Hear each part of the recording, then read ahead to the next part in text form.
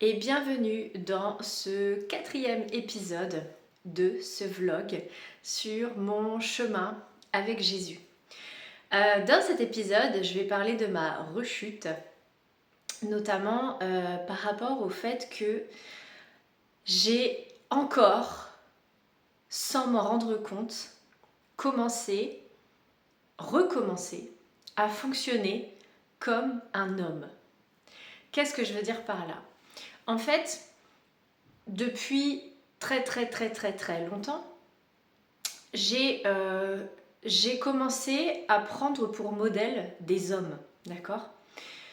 Et le problème avec ça, c'est que je ne suis pas un homme et que j'ai des cycles hormonaux avec des fluctuations d'énergie, etc., comme toutes les femmes, le cycle menstruel. Et la dernière semaine qui vient de s'écouler me l'a bien rappelé, une fois encore. Et ah oui, je me suis coupé les cheveux aussi, depuis la semaine dernière. Truc de fille.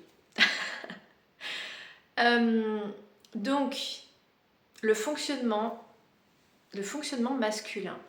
Cette société nous invite à fonctionner de manière linéaire. On doit fonctionner selon un calendrier établi. Tout le modèle socio-économique est basé sur un modèle masculin. Et aujourd'hui, les femmes travaillent maintenant. C'est comme une libération. C'est passé comme une libération, comme une égalité. Et en fait, l'égalité n'est pas toujours juste. Parce que nous, femmes, nous ne sommes pas conçues pour fonctionner comme des hommes. Notre biologie, notre cycle hormonal ne nous permet pas de fonctionner comme des hommes. Et à vouloir fonctionner comme des hommes de manière linéaire, on se perd. Et le résultat, moi, de ma semaine, c'est que j'ai fini complètement débordée partout parce que je voulais être partout à la fois. Je veux tout faire toute seule. Encore une fois, j'ai encore mes anciens modes de pensée qui sont actifs malgré que Jésus m'aide à m'en délester petit à petit. J'ai encore des vieux réflexes de survie qui font que, vu que je n'ai pas d'homme dans ma vie aujourd'hui et qui par le passé, même si j'avais un homme dans ma vie, je fonctionnais en mode survie. Pourquoi ? Parce que les hommes de notre société moderne ne fonctionnent plus comme ils doivent fonctionner. Pourquoi aussi ? Parce que les femmes ne fonctionnent plus comme elles doivent fonctionner. L'équilibre établi, l'ordre naturel établi par Dieu a été perturbé. Quand on a proclamé la libération de la femme en lui permettant d'aller travailler, c'est bien de lui offrir cette liberté-là. Mais nous ne sommes pas conçus pour fonctionner comme des hommes, c'est-à-dire travailler de manière linéaire, 4 semaines par mois, 4 semaines et demie, 12 mois par an, etc. On n'est pas conçu pour ça. On ne peut pas. Et la nature vient nous le rappeler, notre nature cyclique vient nous le rappeler. Moi, cette semaine, j'ai voulu fonctionner comme je fonctionne d'habitude, c'est-à-dire quand je n'ai pas mes règles, quand je suis dans une bonne énergie, quand je suis dans une haute énergie, que j'ai de l'énergie tout simplement, j'arrive à fonctionner, j'arrive à m'organiser, j'arrive à tout gérer, etc. Mais quand mes menstruations arrivent, j'ai une chute hormonale, une chute d'énergie, et c'est pas psychologique en fait, c'est que j'ai fait une sieste de 2h30 le matin après avoir déposé mes enfants à l'école parce que de toute façon je ne tenais pas debout. Je ne tenais pas debout. Là, ma maison est en bazar parce que Je voulais être partout, tout le temps, sur tous les plans et tout gérer toute seule. Alors oui, j'ai eu le réflexe de demander de l'aide à Jésus dans certains cas, dans certaines situations, mais Dieu nous le dit aussi dans la Bible, il n'est pas bon que les hommes soient seuls et les femmes non plus. Tu vois ce que je veux dire? On est fait pour fonctionner en équipe. On est fait pour fonctionner en communauté. On a été conçu pour ça normalement. Et les neurosciences le prouvent. Une femme célibataire, une mère célibataire, elle va être en mode survie. Elle va se sentir en danger. Son esprit reptilien, c'est-à-dire archaïque, c'est dans nos ancêtres en fait, une mère célibataire était considérée comme quelqu'un qui a été rejeté par la société et donc quelqu'un qui est en danger, qui peut se faire attaquer par l'ennemi, qui peut se faire attaquer par des prédateurs, en danger. Donc, aujourd'hui, mère célibataire, on se sent en danger. Et donc, on a tendance naturellement à prendre le rôle de l'homme pour protéger nos enfants. C'est-à-dire à prendre le rôle de l'homme. C'est quoi le rôle de l'homme? On va mettre ça au clair. Dans la Bible, Dieu ne traite pas les hommes et les femmes de la même façon du tout. Dieu est beaucoup plus exigeant envers les hommes qu'envers les femmes. Dieu va traiter les hommes comme des guerriers, comme des rois, comme des missionnaires. Il va leur envoyer des missions, il va leur envoyer des tâches, il va leur demander d'être des leaders, des chefs, etc., etc. Tu vois ce que je veux dire? Alors que les femmes dans la Bible, Dieu va venir les voir où elles sont. Il va accomplir toutes leurs prières et même des prières qu'elles ne vont même pas avoir formulées. Je ne sais pas comment te dire, je me souviens en particulier d'un exemple d'une femme qui est bonne et généreuse avec, si je dis pas de bêtises, c'est avec le prophète Élie et qui l'accueille chez elle et qui le traite comme un seigneur à chaque fois qu'il passe dans leur ville. Et en fait, elle n'a pas eu d'enfant. Et Élie, à un moment donné, il va aller la voir. Et elle va carrément dire à son mari, est-ce qu'on peut faire une chambre pour ce prophète? Comme ça, à chaque fois qu'il passera, il aura un endroit dans notre maison pour se reposer, etc., etc. Donc elle est très généreuse, elle est maternante avec lui, elle est au petit soin pour Élie, d'accord? Et elle ne va rien lui demander en retour. Et pourtant, Élie va lui dire à un moment donné, tu n'as pas eu d'enfant, l'année prochaine, à la même époque, tu auras un fils. Et elle lui dit non, ne me trompe pas, je t'ai rien demandé en fait. Donc, en fait, comment dire, dans cette histoire, c'est tellement un vœu qui lui est cher, mais elle est tellement humble qu'elle ne va même pas oser le formuler, le demander. Mais Élie va lui accorder.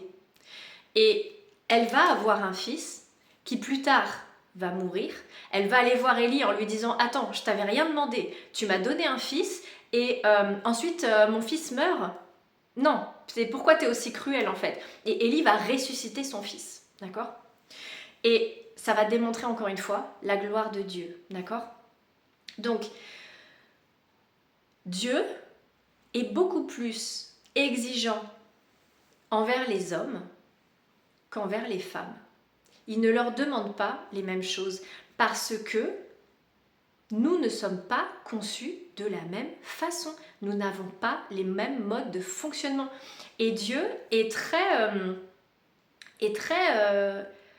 soucieux et très attentionné envers les femmes, envers ses filles. Et le truc, c'est que moi, j'avais pas lu la Bible jusqu'à il y a peu. Et je la maîtrise pas encore, pour être totalement honnête. Je l'ai pas terminée, hein. Je continue à la lire.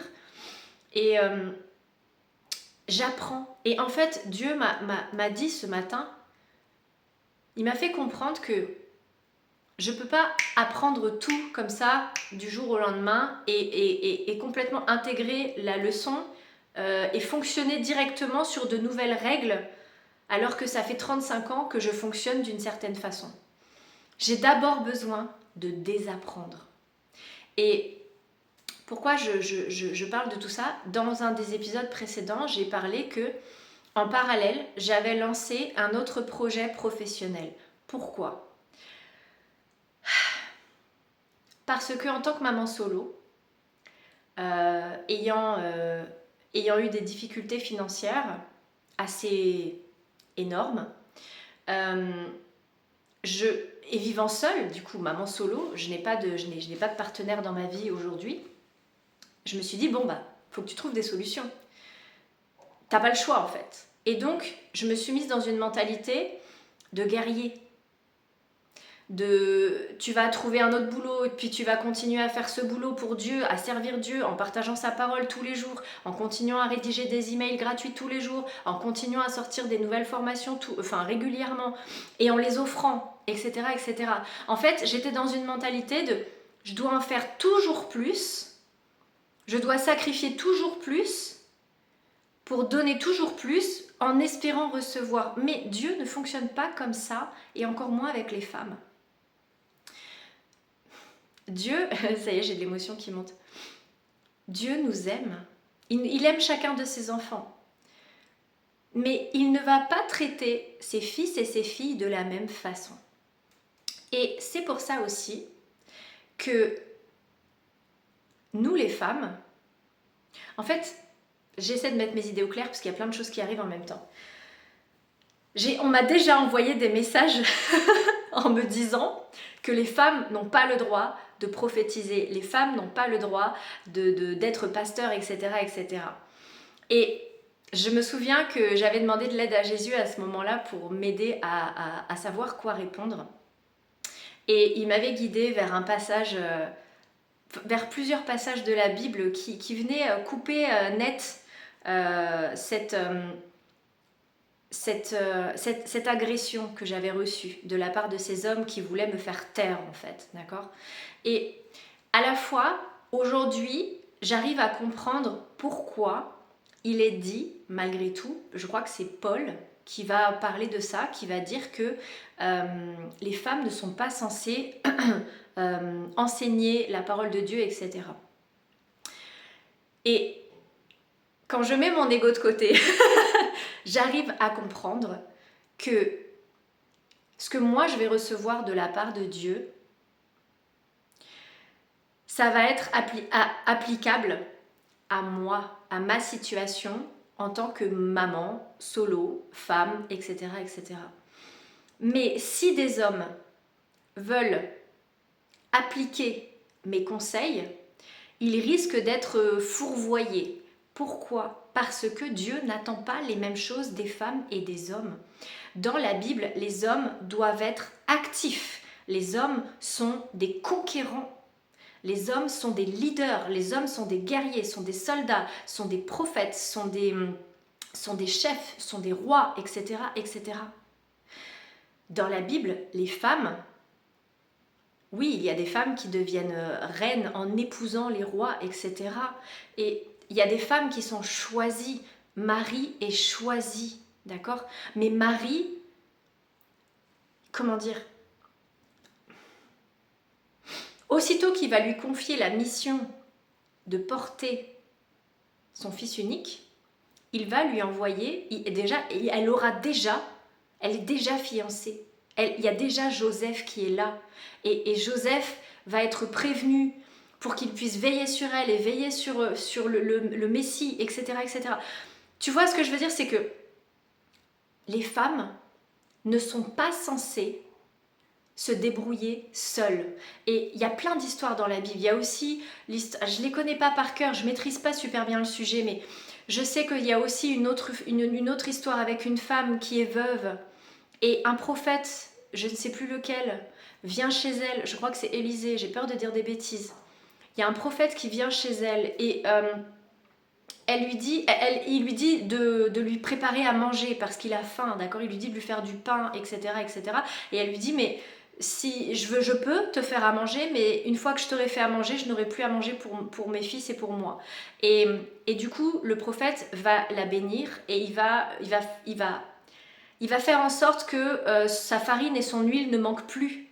Et il va même faire en sorte qu'elle puisse vendre de l'huile et de la farine, etc. Je ne sais plus exactement, m'en voulez pas si je maîtrise pas bien le sujet, mais il va faire en sorte que sa situation s'améliore, d'accord ?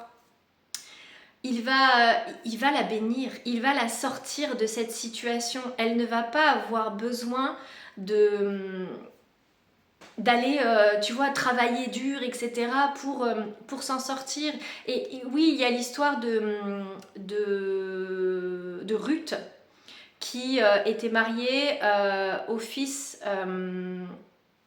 je ne sais plus les prénoms, je suis vraiment désolée, et qui va devenir veuve et qui va suivre sa belle-mère, et elle va travailler pendant quelques jours dans les champs, et elle va ensuite être prise pour épouse par un homme de pouvoir. En fait, Dieu va venir en aide aux femmes.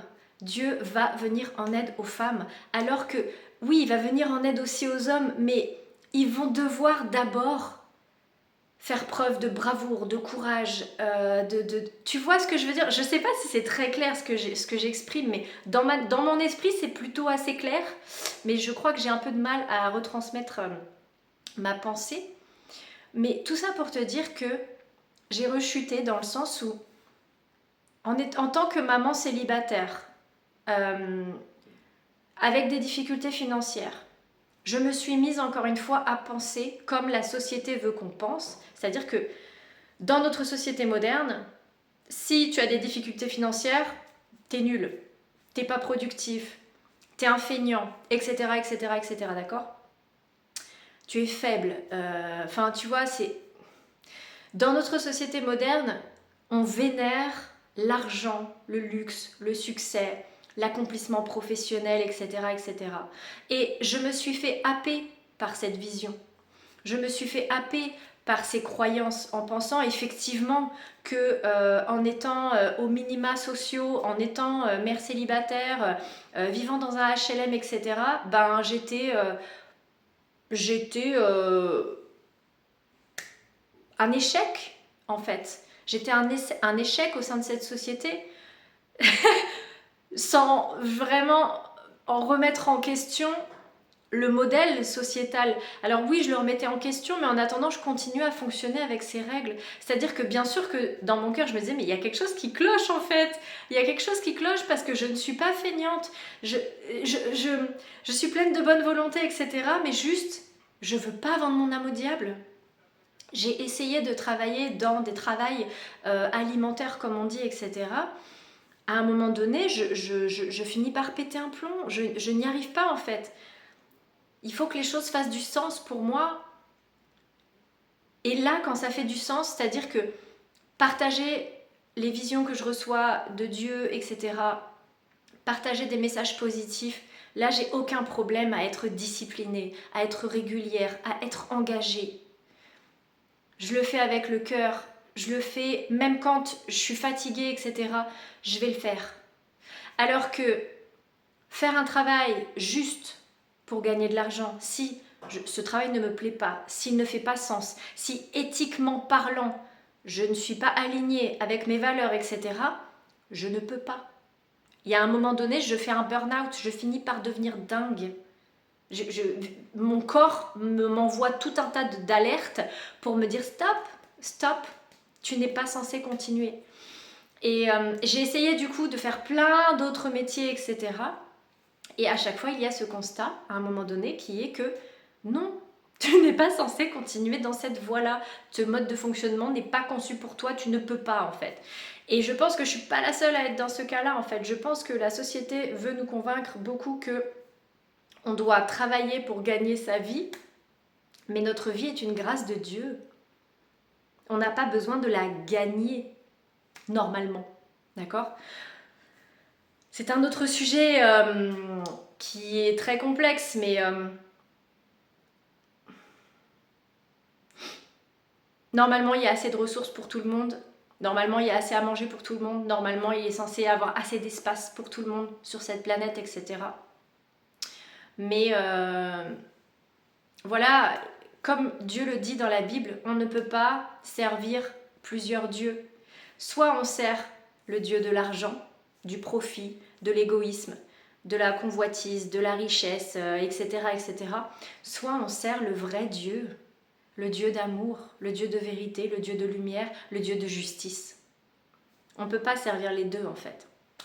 Et Dieu nous dit, cherchez d'abord le royaume des cieux et tout le reste vous sera donné par-dessus. Donc, encore une fois, j'en reviens à ce constat-là que j'avais encore dévié en voulant... Dieu me répète inlassablement de lui faire confiance. Mais ma confiance, encore une fois, avait été tellement broyée de manière toujours plus violente à travers les années, à travers mes expériences sentimentales, etc., que je ne savais même plus comment accorder ma confiance sans être terrorisée. Et j'avais tendance, je suis rentrée dans ma relation avec Jésus comme je rentre dans mes relations avec des hommes, des humains. Mais Jésus n'est pas un humain. Jésus est Dieu. Et il ne fonctionne pas de la même façon. Et Dieu ne trahit pas notre confiance. Et donc, je suis rentrée dans cette relation avec Jésus sur la pointe des pieds, méfiante, en me disant, bon, à quel moment je vais me prendre un revers en fait, à quel moment ma confiance, mais sans en avoir conscience en fait. Je n'avais pas conscience, bien sûr que j'y allais un peu en étant effrayée, un peu sur la pointe des pieds, avec un peu les mains devant le visage en me disant, ouf, ok, je fais confiance, mais c'est ce qui est compliqué en fait. Et pourquoi, je pense, beaucoup de gens se détournent de Dieu, de Jésus, c'est qu'il nous demande d'avoir une confiance aveugle en lui. Et des fois, on a l'impression qu'on avance dans le noir, donc on y va avec les mains devant comme ça, en ayant peur de se cogner, en ayant peur de tomber dans une crevasse, en ayant peur de se faire attaquer ou je ne sais quoi. Mais s'il y a bien un endroit où on est en sécurité, c'est avec Dieu, c'est avec Jésus. Et le problème, c'est que notre expérience dans la vie humaine nous a montré que accorder notre confiance, oulala, danger, danger, danger, danger. Et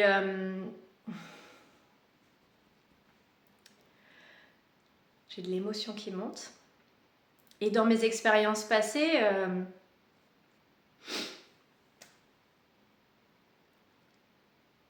la confiance que j'ai accordée aux personnes qui partageaient ma vie, etc., encore une fois, elle a été brisée. Et à savoir que je ne suis pas parfaite non plus. Hein. Je suis en train d'apprendre aussi ce que Dieu attend des femmes. Et Dieu attend des femmes qu'elles soient aussi obéissantes. Mais attention. Obéir à un homme infidèle, tyrannique, cruel, égoïste, etc., ça non. Ce n'est pas juste. Donc Dieu n'attend pas de nous que nous nous écrasions devant des hommes qui soient durs, égoïstes, froids, infidèles, trompeurs, manipulateurs, cruels, etc., etc. Ça, c'est non. Mais Dieu attend de nous que nous nous laissions aider, guider, leader par des hommes. Pourquoi ? Pas parce qu'ils sont meilleurs que nous, plus intelligents que nous ou ce genre de choses, mais parce qu'ils sont conçus pour être plus solides. Ils sont conçus pour fonctionner de façon linéaire. Ils sont conçus pour être stables, pour être solides, pour être des rocs sur lesquels nous pouvons nous accrocher. Parce que nous sommes plus fragiles physiquement. Nos cycles hormonaux nous affaiblissent, nous rendent plus vulnérables.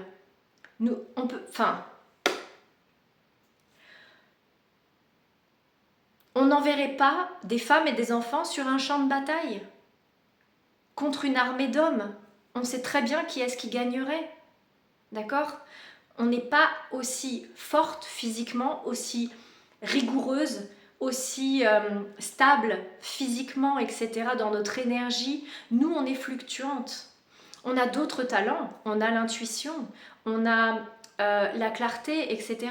On on peut être de très bons conseils aussi, d'accord? On peut être consulté pour prendre des bonnes décisions, etc. Parce qu'on a tout un monde intérieur qui est très riche, on a un regard perçant sur les choses, on voit des choses que d'autres ne voient pas, etc. On a une faculté à ressentir les choses, etc. Mais on est aussi plus vulnérable. Et ce n'est pas une insulte. Il y a beaucoup de belles choses dans la douceur féminine. Les femmes peuvent être naturellement fertiles, d'accord? Les femmes mettent au monde les enfants, la descendance. On leur donne une graine, elles en font des enfants, d'accord? Avec la grâce de Dieu, bien entendu. Mais on donne une maison à une femme, elle en fait un foyer chaleureux. Tu vois ce que je veux dire, c'est que nous les femmes, on a cette capacité à apporter de la beauté, de la douceur, de l'harmonie, de la tendresse, du réconfort. Et les hommes en ont besoin. Les hommes en ont besoin aussi. Quand ils rentrent de leur guerre, etc., quand ils rentrent du travail, etc., ils ont besoin aussi d'avoir cette douceur, ce réconfort. On a cette capacité aussi, nous les femmes, à être source à aider nos hommes à se construire en tant que roi aussi. D'accord ? On peut les aider à s'élever et on peut aussi, avec nos mots, etc., on peut être destructrices aussi, nous les femmes. Donc Dieu attend de nous que nous soyons justes, que nous soyons douces, que nous soyons soutenantes, que nous soyons dans notre énergie féminine, c'est-à-dire dans l'accueil, dans la réception, dans le soin, etc., etc. Et c'est nécessaire aussi, d'accord ? Il y a besoin aussi de cette partie-là. Et les hommes, Dieu attend d'eux qu'ils soient... Normalement, les hommes sont censés être les providers, c'est-à-dire ceux qui pourvoient aux besoins physiques, matériels, etc. Parce qu'ils sont plus rigoureux, plus stables, leur énergie est plus... Comment dire ? Je sais pas comment expliquer, mais je pense que c'est assez clair en fait. Et donc, je m'étais lancée comme... je voulais tellement servir Dieu. Et comme Dieu m'avait dit de tout passer en gratuit, je me suis dit, ok, oui, ça me paraît juste, mais aussi j'ai besoin de vivre. J'ai besoin de vivre, j'ai besoin de nourrir mes enfants, j'ai besoin de payer mon loyer, j'ai besoin de payer mes charges, mes factures, etc. Donc, faut que je trouve une solution. Mais c'était sans compter sur Dieu. C'était sans compter sur le fait qu'il suffisait que je demande de l'aide à Dieu pour qu'il m'envoie de l'aide. Et moi, je fonctionnais encore avec le modèle sociétal, c'est-à-dire, je dois trouver une solution, je dois faire à la place de l'homme. Donc j'étais prête à prendre un autre travail et en fait, je me suis épuisée encore. Je me suis rajouté de la charge mentale. C'est pas ce que Dieu voulait pour moi, mais c'est ce que moi j'ai cru que je devais faire. Donc je me suis engagée dans cette voie pour sentir au fur et à mesure du temps que il y a quelque chose qui va pas. Je suis en train de recommencer encore. Je suis en train, encore une fois, de vouloir me comporter comme un homme, de vouloir subvenir à mes besoins et aux besoins de mes enfants à la place de Dieu. Dieu vient en aide aux femmes. Dans la Bible, à chaque fois, il leur vient en aide. Il vient à leur rencontre, il vient les sortir de leur situation compliquée, etc. Elles n'ont pas besoin d'aller en guerre. Et moi, j'étais dans cet état de guerrière. Mais c'est pas ce que Dieu veut pour moi. Et je m'épuise en faisant ça. J'y perds ma santé, j'y perds ma vitalité, j'y perds ma joie de vivre, j'y perds ma légèreté. À chaque fois que je m'enfonce dans ce schéma, dans ce mode de fonctionnement, je me perds. Et heureusement, Dieu m'aide à me réveiller beaucoup plus vite parce que je le consulte aussi beaucoup plus rapidement en fait. Et quand j'ai pris cette décision de m'engager dans cet autre projet professionnel, j'étais tellement enthousiaste que je pensais que ça venait de Dieu. Mais non. À aucun moment, Dieu m'a dit de faire ça. Mais il m'a laissé faire. Et j'ai compris pourquoi, parce que je lui ai demandé, il m'a montré que c'est comme, encore une fois, quand Jésus s'est manifesté à moi, j'étais une brebis égarée, blessée, boiteuse, d'accord? J'étais pleine de cicatrices, de plaies ouvertes. J'avais, imagine une brebis avec la jambe, la patte cassée, etc. Enfin, dans un état miteux, pleine de boue, etc., de ronces. Dieu m'a trouvée dans cet état-là. Et pendant plusieurs semaines, plusieurs mois, il a été tellement patient avec moi. Ça y est, je deviens encore émotionnelle. Tellement doux que quand il m'a demandé de lui faire confiance par rapport à ces réseaux sociaux, à le fait de parler de lui, et je me suis rappelé que des mois avant que je rencontre Jésus, j'ai entendu clairement Jésus revient, annonce la bonne nouvelle. Et je me suis dit, oula, ça y est, je suis en train de devenir folle. Parce que j'étais loin encore de Jésus. J'étais pas du tout dans cette ouverture-là. Donc quand j'ai entendu Jésus revient, annonce la bonne nouvelle, Dieu m'a parlé que j'allais faire de la prédication, etc. Je me suis dit, ouh, je crois que je deviens un peu cinglée. et puis bref, j'ai mis ça de côté. Et en fait, des mois plus tard, il s'avère que naturellement, c'est ce que je fais, mais je le fais même pas en étant forcée. C'est que Dieu m'apporte tellement, il me nourrit tellement que j'ai envie de parler, j'ai envie de m'exprimer, j'ai envie de partager mon témoignage. J'ai envie de l'honorer, j'ai envie de... Voilà. Et donc, Dieu est patient. Il ne me force pas à aller contre ce que j'ai envie de faire. Il ne va pas me bousculer. Il va me laisser faire mes propres choix. C'est ça le libre arbitre, c'est ça l'amour inconditionnel. Il respecte mon rythme. Et moi, souvent, j'ai l'impression qu'il ne va pas assez vite. Mais en fait, c'est moi qui ne vais pas assez vite. Mais quand j'essaie d'aller trop vite, je me fais violence. Et finalement, je fais un pas en avant pour en faire 5 en arrière après. Et en fait, encore une fois, il est tellement patient avec moi, c'est que il me laisse trébucher, il ne me juge pas, il me laisse revenir à lui à chaque fois, il me laisse prendre le temps de conscientiser, de comprendre mes erreurs. Dès que je lui demande de l'aide, il m'éclaire, il m'apporte... Enfin, je sais même pas comment expliquer, c'est incroyable en fait. Et donc, plus les... Là, ça faisait à peu près octobre, novembre, décembre, janvier, ça faisait à peu près 3 mois que j'avais décidé, j'avais pris moi toute seule, encore une fois, moi tout seul, la décision de me lancer dans un nouveau projet professionnel en parallèle. C'est-à-dire que je me disais, bon ok, j'ai vraiment envie de continuer cette mission, de parler de Dieu, de parler de Jésus, parce que ça me remplit, ça me nourrit, et parce que pour moi c'est tellement important. Ça passe avant tout en fait, ça passe avant l'argent, ça passe avant tout.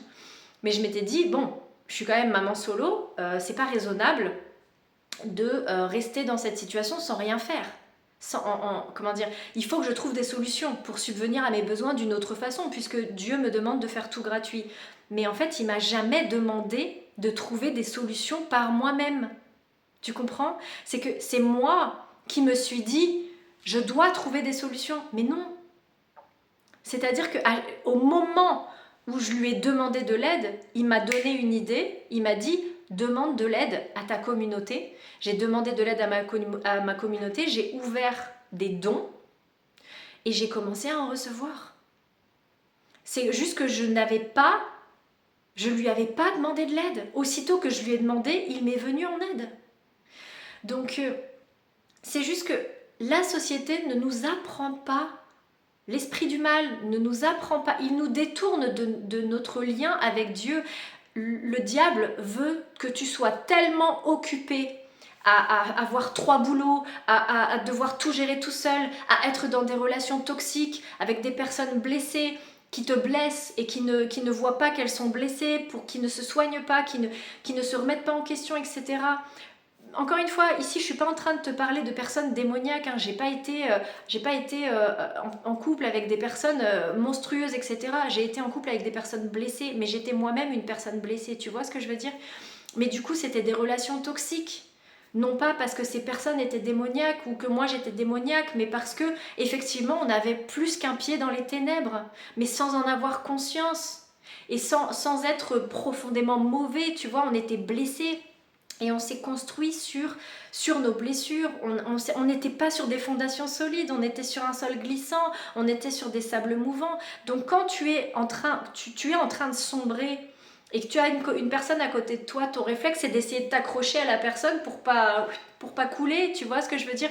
Et malheureusement, la plupart des gens sont dans des relations comme ça. C'est-à-dire qu'en fait, on ne prend pas le temps de sortir des sables mouvants et d'aller fonder nos fondations sur le roc qu'est Jésus-Christ, pour arrêter de couler comme ça. Jésus-Christ est le roc. Tant qu'on ne décide pas de sortir de ces sables mouvants, de tendre la main à Jésus, de lui demander de nous sortir de là, on sera dans ces sables mouvants et on ne pourra rien construire de bon en fait. Et de stable, tu vois, et de durable, etc. Et donc, la première chose à faire, c'est de se tourner vers Jésus et de l'appeler à l'aide avec un cœur sincère, et il va venir nous aider, il va nous sortir de ces sables mouvants, il va nous aider à nous épousseter, il va nous nettoyer, il va nous purifier, il va nous laver, il va nous réparer, il va réparer nos blessures. Et pour en revenir à la métaphore de la brebis blessée, quand quelqu'un est blessé, par exemple tu as vraiment t'as eu une jambe éclatée et tu dois remarcher.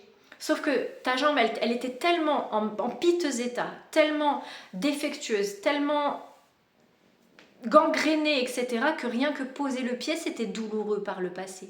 D'accord? Et quand Dieu te répare et qu'il te dit « Vas-y mon enfant, maintenant tu peux marcher », t'as peur de poser le pied à terre pour la première fois, t'as peur d'avoir mal, t'as peur de perdre l'équilibre, t'as peur de trébucher encore, t'as peur de tomber dans les ronces, t'as peur en fait.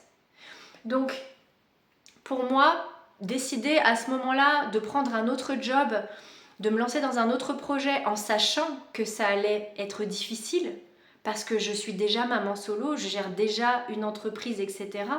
Je gère déjà une vie de famille toute seule, une maison toute seule, avec un jardin, etc., avec tout ce que ça implique. Je savais que c'était me rajouter de la difficulté, mais je me disais, j'ai pas le choix. Donc j'y vais, je pensais mode guerrier, tu vois. Donc Dieu m'a montré cette image de... C'est comme s'il m'avait permis de marcher avec une béquille psychologique. Parce que ce boulot, depuis 3 mois, il ne m'a rapporté 0 €. Mais psychologiquement, de me dire que j'avais un plan B, ça me rassurait. D'accord? Ça me rassurait. Sauf que concrètement, ça ne m'a rien rapporté, ça m'a même fait perdre l'argent parce que j'ai dû investir de l'argent au début. D'accord? Et que ça me coûte tous les mois de l'argent. D'accord? Donc finalement, ça me fait perdre de l'argent. Cette béquille psychologique, ça m'a aidé un certain temps parce que j'avais besoin, ma confiance était tellement fragile que j'avais besoin de me rassurer moi, de ne pas laisser reposer toute ma confiance directement sur Jésus, non pas qu'il n'était pas digne de confiance, mon Dieu, bien sûr qu'il est digne de confiance, mais parce que moi, j'avais tellement, ma confiance avait tellement été brisée violemment dernièrement par des humains que, ouais, tu vois, je sens ouf, que redonner ma confiance entièrement comme ça, d'un coup, d'un bloc, tout laisser reposer sur, même si c'est Jésus, sur Jésus, c'était au-dessus de mes forces, c'était au-dessus de mes capacités. J'avais besoin d'avoir cette béquille psychologique de me dire, ok, je continue d'avancer avec toi, Jésus, je continue, j'obéis, je fais ce que tu me demandes, mais à côté, j'ai besoin d'une petite béquille. Avant de courir un marathon, on va faire l'entraînement, mais je vais commencer l'entraînement avec une petite béquille, tu vois, c'est histoire de dire, voilà, pour être sûre de voir si quand je pose ma jambe, ça va, ah non, ça va, c'est pas douloureux en fait. Mais pendant les premiers temps, j'avais encore la douleur psychologique, tu vois, et il m'a fallu un temps avant de m'apercevoir que en fait, la douleur est passée en fait, tu vois, j'ai pas besoin de cette béquille. Tu vois ce que je veux dire? Et même vouloir la maintenir, bah, imagine quelqu'un qui porte une béquille, il a une main en moins de libre. Ça me limite dans mes mouvements.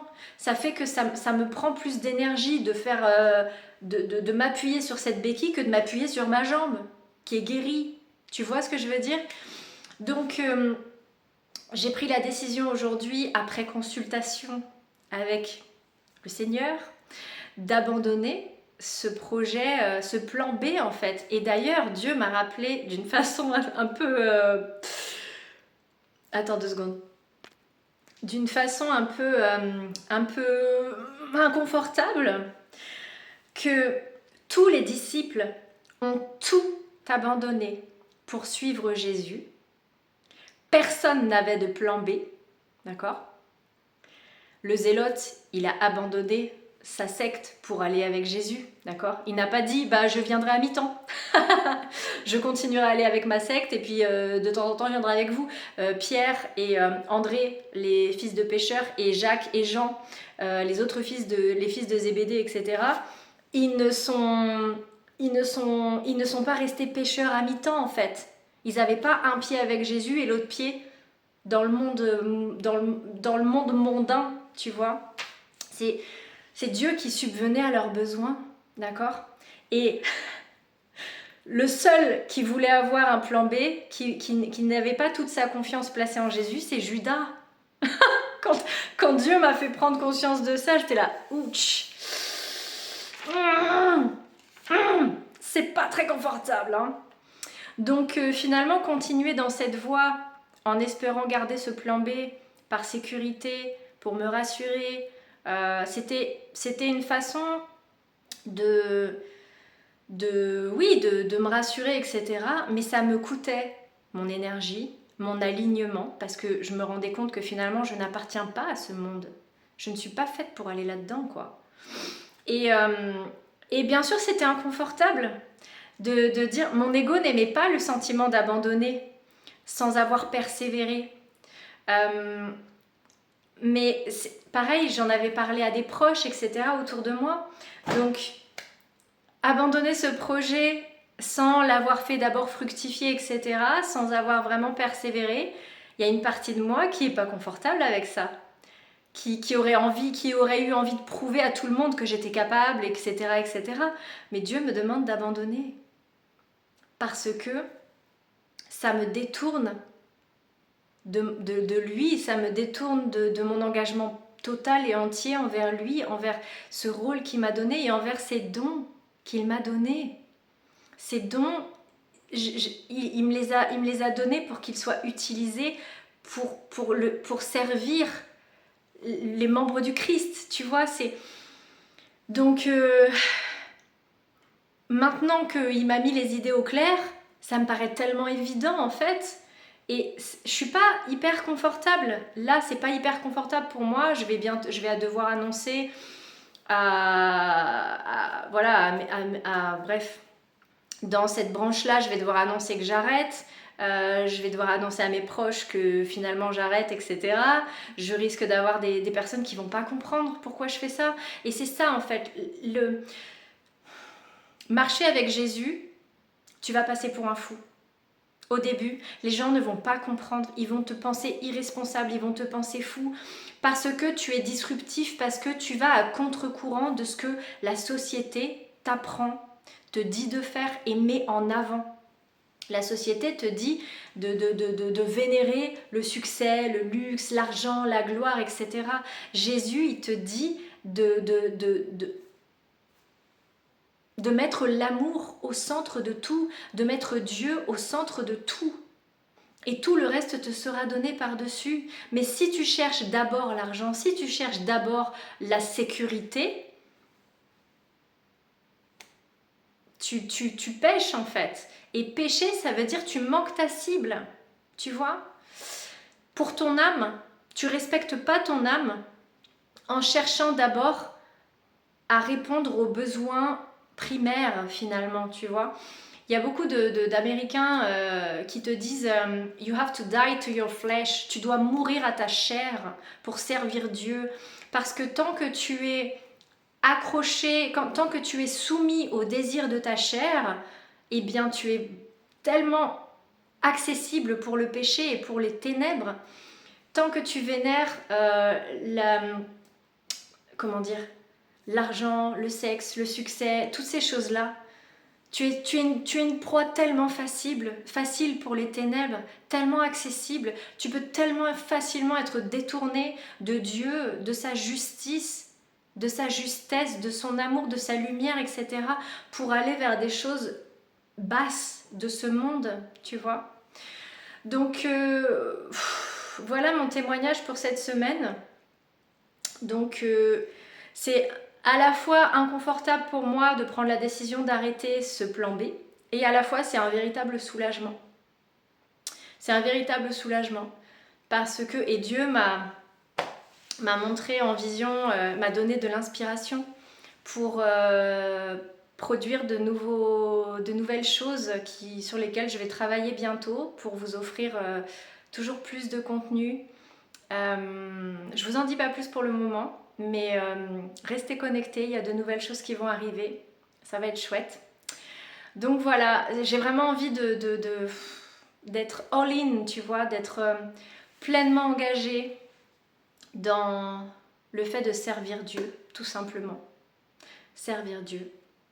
Et pas servir Dieu et puis avoir un boulot alimentaire pour payer mes factures, etc., etc. Je sais que si je place toute ma confiance en Dieu, il me le montre. Je sais que je peux compter sur lui en fait. Mais j'avais besoin d'y aller étape par étape.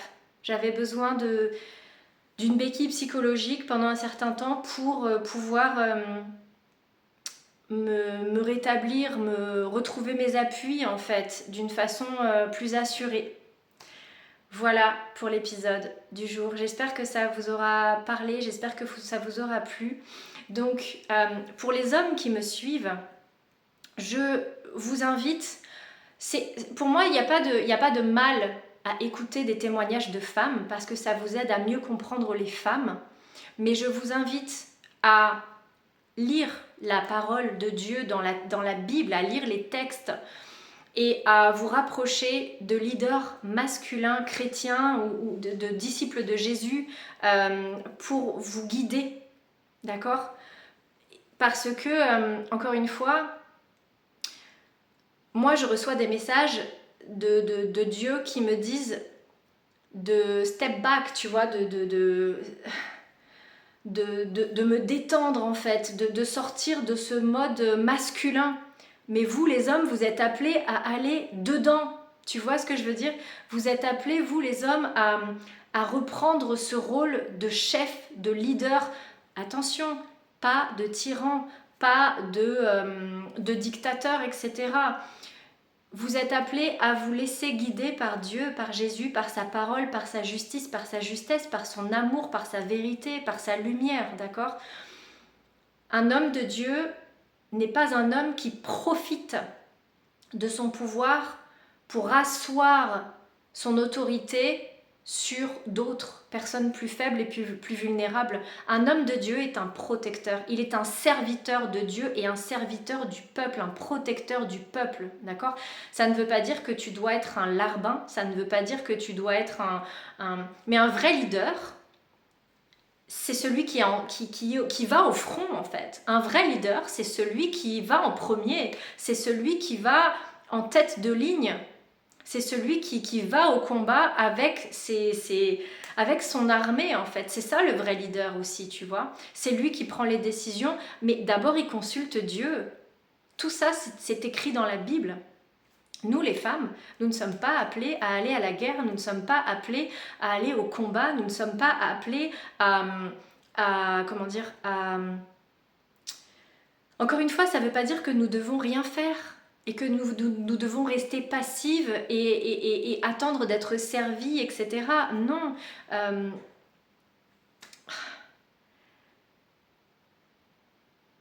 Dieu attend de moi que je poste mes vidéos, que je partage les messages que je reçois et je le fais, je travaille en fait, tu vois ce que je veux dire ? Mais ce n'est pas, il n'attend pas la même rigueur. Oh, je sais pas comment dire, ça m'agace. Je pense que vous avez compris en fait. Dieu n'attend pas les mêmes choses de ses fils que de ses filles. Et je le vois dans mon rôle de mère, j'ai 2 filles et un fils. Mon fils, les garçons, bien majoritairement, hein, je ne veux pas faire de généralité, mais ils ont un attrait pour la bagarre, ils ont un attrait pour les jeux de force, etc., pour se mesurer à d'autres garçons, etc., etc. Les filles, moins, d'accord. Les filles, oui, on peut avoir envie de se chamailler, etc., mais au bout de 2 secondes, on n'a plus de force, on est vaincu, tu vois ce que je veux dire. Et mon fils m'a dit hier que c'était pas facile pour lui d'être le seul garçon dans la maison quand il est chez moi, en fait. Et il a besoin, il aime être chez son père parce qu'avec son père, ils peuvent faire la bagarre, ils peuvent faire d'autres choses qu'il ne fait pas avec moi. Je lui apporte d'autres choses. Moi, je lui apporte beaucoup de choses sur le plan psychologique, émotionnel, du soutien, etc. Beaucoup de douceur, beaucoup de tendresse. Je l'aide à apprendre à gérer ses émotions, à maîtriser sa colère, ce genre de choses. Je lui apprends plein d'autres choses. Mais il y a des choses que son père lui apporte que moi, je ne lui apporte pas, en fait. Et c'est pour ça que c'est... Comment dire? C'est pour ça que il est préférable, je ne sais pas si c'est le mot, mais que les hommes soient... Les hommes ont besoin d'être avec des hommes aussi. Les hommes ont besoin d'être avec des hommes. Les hommes ont besoin aussi de se mesurer les uns aux autres. Alors, pas dans une façon... ça m'agace, j'ai du mal à trouver mes mots, c'est pénible.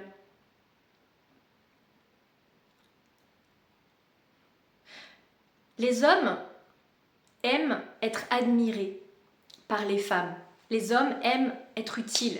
Les hommes s'épanouissent dans le fait de faire des choses d'hommes et que les femmes soient là, oh t'as vu comme il est fort, t'as vu comme il est beau, etc. etc. Et puis voilà, être admiré par les femmes.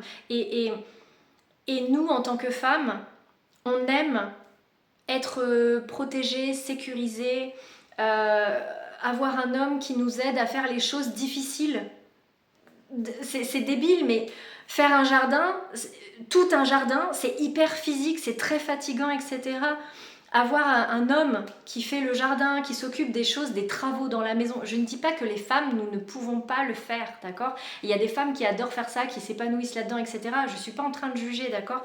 Mais en tant que femme, les choses difficiles, porter des charges lourdes,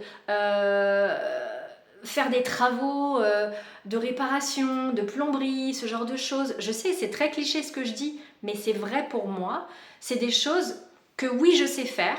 Pendant un moment, je voulais même tout faire toute seule parce que j'avais l'impression que je sais pas, que j'étais plus forte si je me débrouillais toute seule, etc. Mais aujourd'hui, en étant maman de 3 enfants et maman solo et tout ça, c'est too much en fait, de tout faire toute seule. C'est hyper épuisant physiquement, etc. Il y a un moment donné, en fait, je ne peux plus fonctionner. Je n'ai plus d'énergie. Alors qu'un homme, il s'épanouit dans l'action, dans le faire, dans faire des tâches difficiles, faire des tâches... là, au moment où je vous parle, il y a des hommes qui sont sur le toit de mes voisins en train de bâtir une toiture, en train de construire une maison. Je ne les envie absolument pas. Je n'ai pas envie d'aller prendre leur place. Je sais que au bout de 2 minutes, je serai fatiguée, et notamment dans l'état dans lequel je suis, dans une période de mon cycle qui fait que j'ai pas d'énergie en fait. Tu vois ? Moi, ma place, elle est dans la maison, et c'est pas péjoratif que de dire je vais récupérer mon énergie, là j'ai besoin de repos, etc. Une fois que je vais récupérer mon énergie, j'adore en fait prendre soin de la maison. J'adore rendre ma maison harmonieuse. J'adore nettoyer, j'adore... Avant c'était une plaie pour moi, mais aujourd'hui j'adore être dans une maison qui est propre, qui est saine, qui est lumineuse, qui est bien rangée, qui est harmonieuse, qui est jolie. Et les personnes qui viennent chez moi, ils aiment ils se sentent bien dans cette maison aussi, tu vois, parce que c'est chaleureux, c'est harmonieux, c'est agréable, etc. Et pendant un moment, avec le père de mes enfants, on avait interchangé nos rôles. C'est moi majoritairement qui suis restée à la maison après la naissance de nos 3 enfants pour m'occuper d'eux, etc. Et j'aimais être à la maison et m'occuper d'eux, mais c'était... Parfois, j'avais quand même besoin d'aide parce que c'était quand même écrasant. Il y a beaucoup de charge mentale, etc. Et puis, le truc, c'est que normalement, une femme qui vient d'accoucher, elle doit se reposer. Et le truc, c'est que voilà, on vit dans une société moderne où le père, il a 14 jours de congé parental et puis après, il doit retourner travailler et la femme se retrouve toute seule alors qu'elle continue à perdre du sang pendant 2 ou 3 semaines, elle a une chute hormonale, etc. Normalement, les femmes sont censées se soutenir entre elles, etc. Moi, j'ai tout géré toute seule, en fait, tout de suite. Et après avoir eu un accouchement traumatisant pour mon 3e, j'étais en choc post-traumatique et le père de mes enfants est reparti en formation à 2h30 de la maison pendant 5 mois sur 10. Et en fait, j'ai fait un burn-out parce que j'étais toute seule à tout gérer et qu'en plus, financièrement, on était en banqueroute. Donc c'était terrible en fait. Mais comment dire, je sais pertinemment que si j'avais eu du soutien, pas forcément d'ailleurs du père de mes enfants, mais par exemple si j'avais eu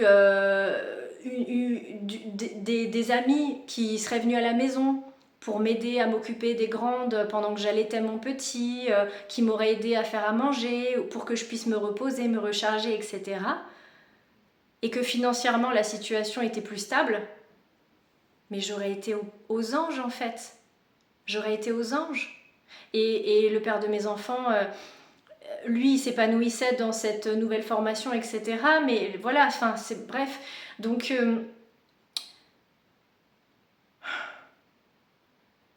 c'est aussi une question de contexte. C'est une question de posture intérieure. Et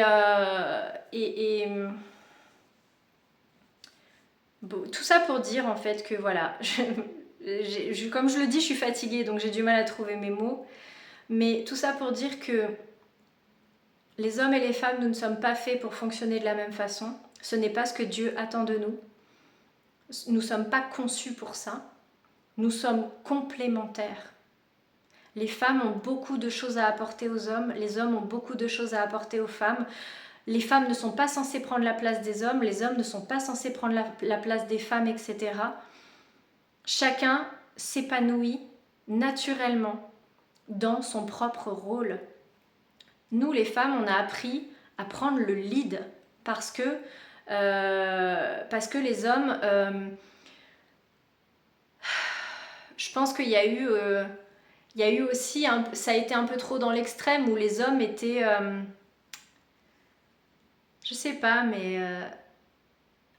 je pense que les hommes ont perdu confiance en leur capacité à guider, à être des leaders, à prendre les devants, etc., etc., à prendre des décisions solides pour faire prospérer le foyer aussi, d'accord ? Et du coup, nous les femmes, on a pris le relais de leader en prenant les décisions, etc. Mais du coup, ça a créé des conflits, ça a créé des fractures, ça a créé de la dissonance dans la relation, parce que les rôles, à un moment donné, s'inversent, parce que les femmes sont devenues maternantes avec leurs hommes, parce que les hommes ne prenaient plus leur rôle de chef de famille aussi, ou alors qu'ils le prenaient, mais d'une façon écrasante, violente. Voilà, il y a eu beaucoup de violence. Je ne vais pas rentrer dans ce genre de débat-là, mais quand on regarde les statistiques, voilà, il y a beaucoup de féminicides, etc. Et bien entendu, c'est pas tous les hommes, bien entendu.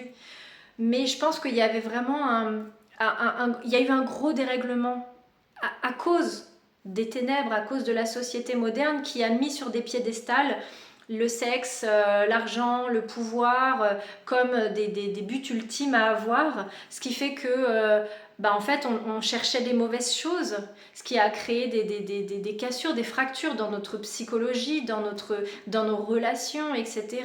Et du coup, comme c'était bâti sur des choses instables, ben, tout s'effondre aujourd'hui. Et aujourd'hui, on est tous en quête de stabilité, de clarté, de vérité, de lumière, d'amour. Et il n'y a que Jésus qui peut nous le donner, ça. Donc, se tourner vers Jésus et lui demander de restaurer notre vision, notre vue, de nous rendre la vue, de nous permettre de voir que oui, en fait, on était dans l'erreur. On admirait des mauvaises choses, on plaçait sur un piédestal de mauvaises choses. Les femmes étaient placées comme des objets sexuels à convoiter, à courtiser, à collectionner. Les hommes étaient placés comme des... Le but des hommes, c'était d'avoir le plus de pouvoir possible, d'être le plus riche possible pour avoir le plus de femmes possible, plus de conquêtes possibles, le plus de voitures de luxe, le plus de montres de luxe, etc. On a idolâtré des choses creuses, vides, et voire toxiques, dangereuses en fait. Et on en paye, en tant que société aujourd'hui, on en paye le prix, on en paye les conséquences, mais Dieu est un Dieu miséricordieux. Et il est en train de nous tendre la main avant qu'il soit trop tard pour qu'on puisse se réorienter, se rediriger, réparer nos erreurs, guérir et nous remettre dans le droit chemin. Et je le dis beaucoup, je reçois beaucoup, Dieu m'envoie beaucoup des messages il y a eu beaucoup ces dernières années de séparation, de rupture. Beaucoup de personnes qui sont rentrées dans des thérapies ou de beaucoup de personnes qui se rapprochent de Jésus et qui lisent la Bible et qui sont en train de changer leur valeur morale, qui sont en train de se remettre dans le droit chemin, etc. Et donc, il y a des personnes qui commencent à être prêtes pour rentrer dans des nouvelles relations pieuses, d'accord ? Pour rentrer dans des relations à objectif d'alliance, de mariage sacré, d'accord ? D'engagement sacré, basé sur les enseignements de Jésus. Et ce nouveau type de couple, il y en a toujours eu, d'accord ? Il y a toujours eu des personnes pieuses, etc. Mais il y a une soif dans la société moderne, notamment chez les jeunes, de sortir de tous ces cycles toxiques, de sortir de toute cette toxicité. Les gens en fait n'ont plus envie aujourd'hui de continuer à entrer dans des relations toxiques, à se faire du mal, à se séparer, parce que ça nous brise le cœur à chaque fois. Donc aujourd'hui, il y a vraiment cette soif du vrai, de l'authentique, du véritable amour. Et c'est Jésus qui nous enseigne ça. Et les enseignements sont dans la Bible. Et plus on va se rapprocher de Jésus, plus il va nous guider. Et il est en train de nous remettre dans le droit chemin. Et effectivement, la société est en train de bouger. Les working girls, ça a été une mode, mais c'est pas viable en fait. On n'est pas fait pour prendre la place des hommes non plus, d'accord ? Encore une fois, ça ne veut pas dire qu'on doit rester dans notre cuisine et être invisible au sein de la société, etc. Moi, je continue à partager mes visions, ce que je reçois, mes enseignements, mon témoignage, etc. Mais je pense que je continue à le partager pour des femmes qui peuvent se reconnaître dans ce que je vis, dans ce que je traverse, dans mes blessures, dans mes besoins, dans mes épreuves, etc.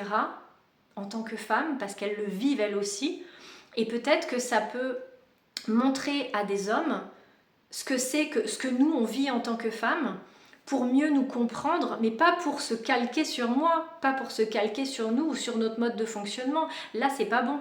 C'est pour ça que des hommes voient mon contenu, voient ce que je partage, etc. Oui, tout n'est pas, comment dire, j'allais dire sexisé, ça ne veut rien dire, mais sexualisé, c'est-à-dire que tous les messages que je partage ne sont pas uniquement dédiés aux femmes, mais je vous encourage vivement à suivre des hommes disciples de Jésus, parce que ils vont pouvoir vous partager leur propre processus, leur prise de conscience, leur challenge, leurs blessures, leurs défis, leurs besoins, leur guérison, et être des lumières pour vous. Voilà, pour le nouveau podcast, le nouveau vlog, pardon, je me mélange. C'est pour dire en fait, voilà, quand une femme a ses menstruations, elle a le cerveau un peu en vrac. Donc fonctionner dans... voilà, là si je devais concrètement aller au travail dans une grande entreprise ou ce genre de choses et faire une réunion, prendre des grandes décisions, je dis pas que je ne serais pas capable, mais ça me coûterait beaucoup plus d'énergie qu'à un homme qui n'a pas ses règles. Tu vois ce que je veux dire? Donc encore une fois, ça veut pas dire qu'on est inapte. Ça veut dire que il y a des choses qui nous coûtent plus à nous que à vous les hommes. Et certainement inversement, d'accord? Voilà, un homme, la plupart des hommes s'épanouissent plus en allant, je dis des bêtises et c'est très cliché, mais en allant faire un foot entre potes que en mettant du vernis à leur chérie. Tu vois ce que je veux dire? C'est l'un n'est pas n'annule pas le second, c'est-à-dire que oui, on peut faire les deux, on peut être aux petits soins, on peut avoir des moments de tendresse, de douceur, de complicité avec sa femme, mais bien entendu, un vrai homme, il n'a pas peur, en fait, il n'est pas macho ou ce genre de choses. Mais un homme a aussi besoin d'être au contact d'autres hommes et de faire de l'activité physique et ce genre de choses parce qu'il est conçu pour ça, parce qu'il a la musculature pour, etc. Et qu'un homme qui passerait sa journée entière dans son canapé ou enfermé à la maison ou ce genre de choses, il s'épanouirait pas forcément. Tu vois ce que je veux dire? Encore une fois, je sais que c'est un peu cliché, mais moi ce que j'aime faire en tant que femme, c'est aller... comment dire j'aime aller avec mon ami faire un soin pour le visage dans un institut. Et je pense que les hommes que j'ai fréquentés, ils appréciaient plus aller à la pêche ou ce genre de choses. Si je leur avais proposé une activité d'aller faire un soin du visage à l'institut, peut-être qu'une fois ça les aurait fait marrer et qu'ils auraient aimé prendre soin de leur corps et tout aussi une fois de temps en temps. Mais on n'a pas les mêmes besoins, les mêmes envies, les mêmes désirs, les mêmes capacités, etc. Voilà, je radote un peu. Je pense qu'il est temps de clôturer cet épisode. Et voilà, j'espère que ça vous aura parlé. N'hésitez pas à me faire vos retours dans les commentaires. Je suis curieuse de vous lire et de voir votre point de vue par rapport à tout ça.